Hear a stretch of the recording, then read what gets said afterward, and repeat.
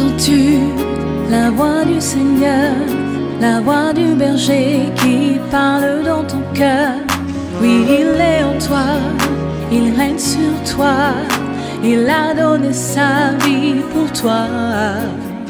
Ouvre-lui ton cœur. Bienvenue dans notre temps de solution. C'est toujours un plaisir de vous retrouver pour une solution dans la parole de Dieu.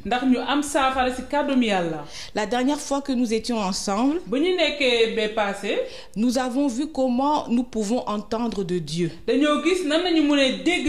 Nous avons dit que Dieu parle de plusieurs manières.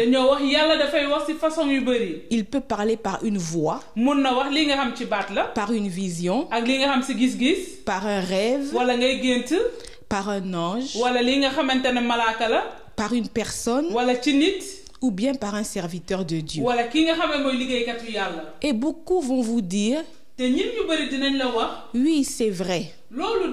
Mais comment je peux savoir que cet ange, que cette personne, que ce rêve viennent réellement de Dieu? C'est pour ça qu'aujourd'hui nous allons voir comment être sûr que c'est Dieu qui me parle. Comment savoir que cette voix que j'entends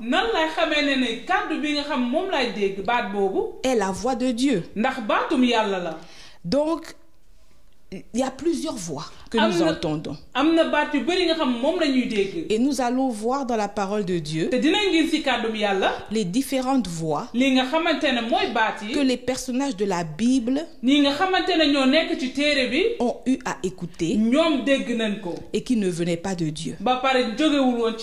Dans Genèse, au chapitre 4, versets 6 à 8, l'Éternel dit à Caïn,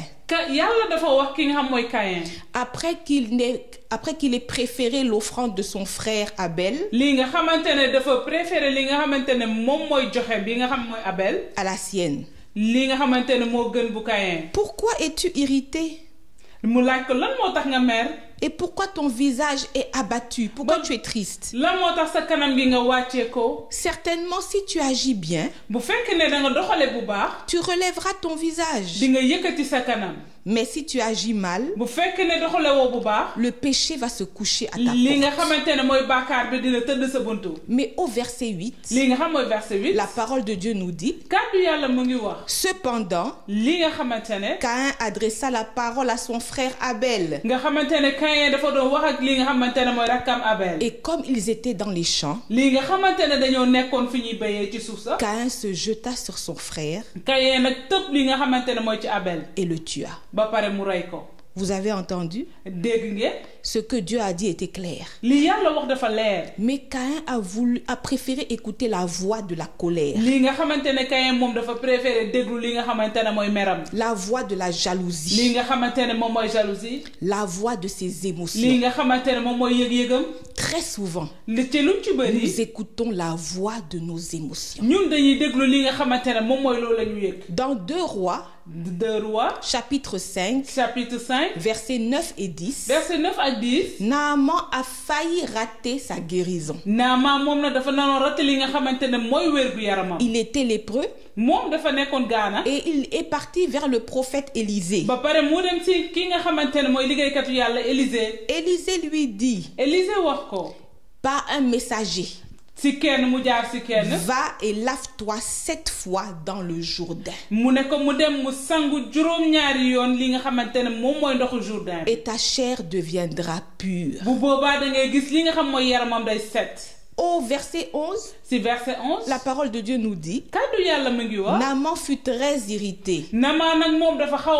Il s'en alla en disant, voici, je me disais, le prophète Élisée va sortir vers moi, il va se présenter à moi, il va invoquer son Dieu, il agitera sa main sur la place là où j'ai la lèpre, et j'allais être guéri. Naaman a voulu écouter la voix de ses pensées, la voix de son orgueil, la voix de son complexe parce qu'il est une autorité. Il dit comment moi une autorité on peut m'envoyer dans un petit fleuve comme ça. La voix de nos pensées. Dans 1 Samuel 15, au verset 24, Saül n'a pas écouté la voix de Dieu. Le prophète Samuel lui avait donné des instructions claires, mais il ne les a pas suivies. Lui-même il a reconnu. J'ai péché. J'ai transgressé l'ordre de Dieu. Je n'ai pas obéi à tes paroles, Samuel. Parce que je craignais le peuple et j'ai écouté sa voix.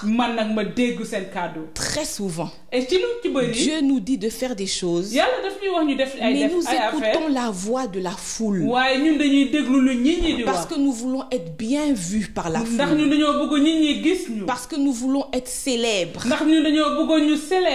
Donc plusieurs fois, c'est la voix de nos pensées, la voix de notre chair que nous mettons au-dessus de la voix de Dieu. Mais il y a également la voix du diable. La voix du diable va venir déformer et contredire tout ce que la parole de Dieu dit. Regardez dans Genèse 3. Qu'est-ce que le serpent a dit à Ève? Dieu a-t-il réellement dit vous ne mangerez pas de tous les arbres du jardin? Satan va essayer de mettre le doute, la confusion dans ta tête. Tu ne te rappelles même plus de l'ordre qu'on t'a donné venant de Dieu. Mais la femme a essayé de prendre quand même, elle va essayer de prendre toutes ses pensées et de dire non, Dieu a dit que nous n'allons pas manger de cet arbre qui est au milieu du jardin.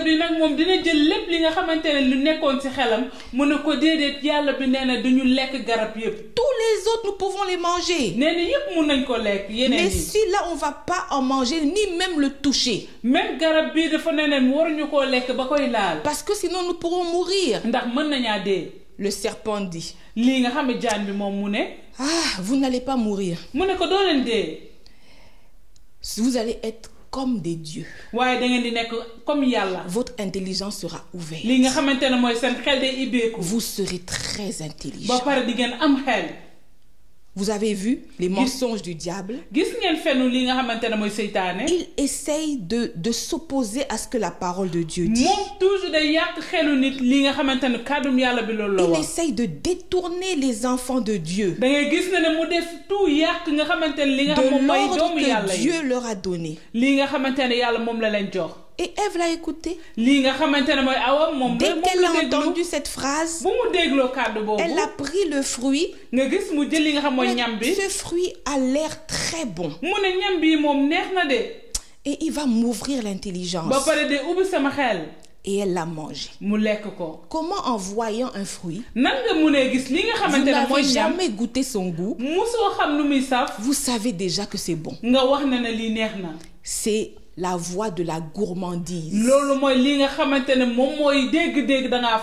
la voix de la convoitise.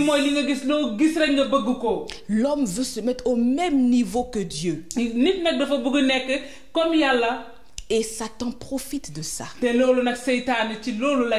pour nous chuchoter des mensonges à nos oreilles.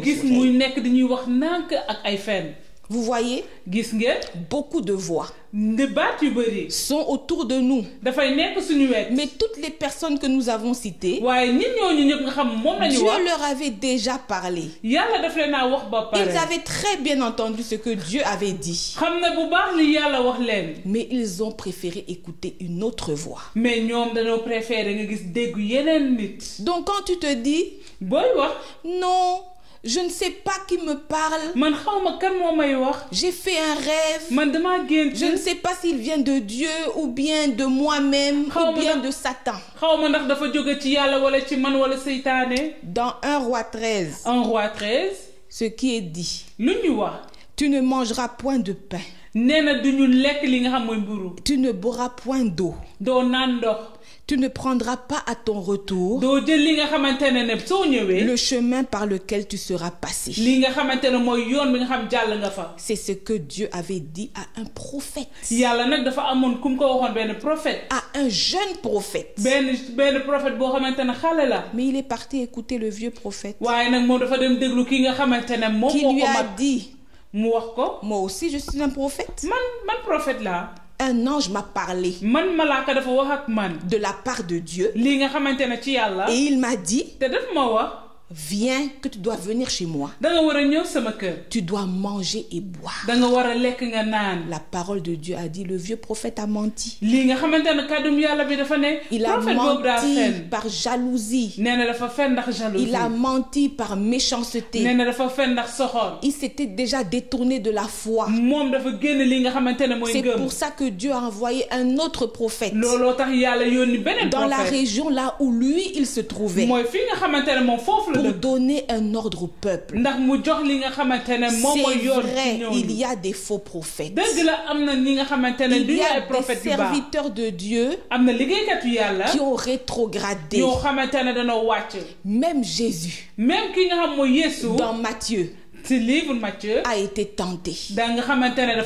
Mais nous sommes des chrétiens. Nous devons faire ce que Christ a fait. Et devant la tentation, qu'est-ce qu'il a fait? Il a cité la parole de Dieu. Mon frère, ma soeur, si tu connais la parole de Dieu, si tu sais ce qui est écrit dans la Bible et que tu suis ce qui est écrit, tu n'écouteras jamais une autre voix. Tu ne pourras plus être tenté ni par les faux prophètes, ni par tes pensées, ni par le diable. 2 Corinthiens 10 au verset 5 nous dit, nous renversons les raisonnements et toute hauteur qui s'élève contre la connaissance de Dieu.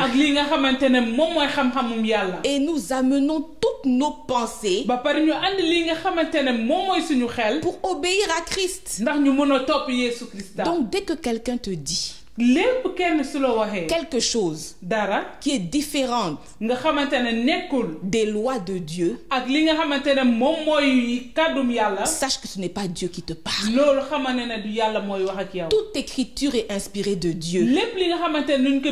Elle est utile pour enseigner, pour convaincre, pour corriger et pour instruire dans la justice. Mon frère, ma soeur, ne cherche plus loin. Si tu as la Bible, tu as la parole de Dieu, tu sauras quand Dieu te parle. J'espère que la solution de jour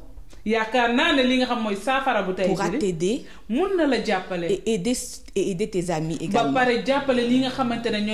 Partage-le avec ta famille.